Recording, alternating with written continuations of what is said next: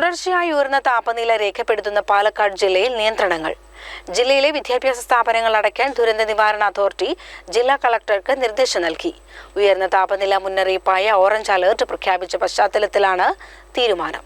Orange alert നിലനിൽക്കുന്ന ദിവസങ്ങളിൽ വിദ്യാഭ്യാസ സ്ഥാപനങ്ങൾക്ക് അവധി നൽകണം. കിടപ്പ് രോഗികൾ, ഗർഭിണികൾ, ഗുരുതര രോഗങ്ങളുള്ളവർ എന്നിവർ ചികിത്സയിലുള്ള ആശുപത്രി വാർഡുകളിൽ കൂളറുകൾ സ്ഥാപിക്കാനും നിർദ്ദേശം. വയോജന മന്ദിരങ്ങളിലും കൂളറുകൾ സ്ഥാപിക്കാൻ നിർദ്ദേശം നൽകി. ജില്ലയിലുടനീളം തണ്ണീർപന്തലുകൾ ആരംഭിക്കണം. പുറം മൈതാനിയിൽ നടക്കുന്ന കായിക വിനോദങ്ങൾ 11 മുതൽ 3 മണി വരെ അനുവദിക്കില്ല. റെഡ് അലർട്ട് നൽകിയാൽ ഇരുചക്രവാഹനങ്ങൾ പുറത്തിറക്കുന്നതിലടക്കം നിയന്ത്രണം ഏർപ്പെടുത്തേണ്ടി വരുമെന്ന് ദുരന്ത നിവാരണ അതോറിറ്റി അറിയിച്ചു. പാലക്കാട് ജില്ലയിൽ ഓറഞ്ച് അലർട്ടോടു കൂടിയ താപതരംഗ മുന്നറിയിപ്പാണ് നൽകിയിരിക്കുന്നത്. കഴിഞ്ഞ ദിവസം നമ്മൾ പൊതുജനങ്ങൾ എടുക്കേണ്ട കരുതലുകളെ പറ്റി സംസാരിച്ചിരുന്നു. പക്ഷേ ഇപ്പോഴത്തെ സാഹചര്യം പരിഗണിച്ച് ജില്ലയിൽ കുറച്ച് നിയന്ത്രണങ്ങൾ കൂടി കൊണ്ടുവരികയാണ്.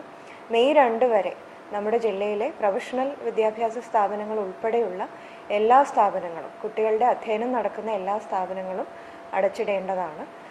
അംഗൻവാടികൾക്ക് നേരത്തെ തന്നെ സർക്കാർ അവധി പ്രഖ്യാപിച്ചിരുന്നു.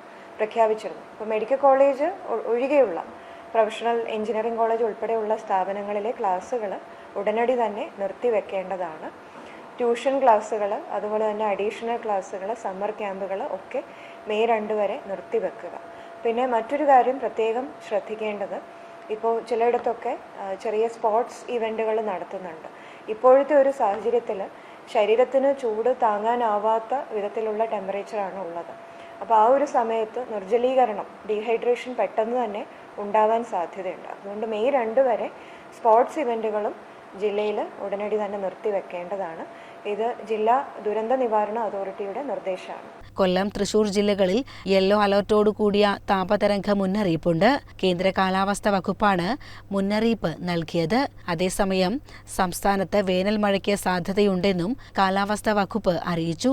തിരുവനന്തപുരം മുതൽ തൃശൂർ വരെയുള്ള ജില്ലകളിൽ മഴ ലഭിക്കാൻ സാധ്യതയുണ്ട്.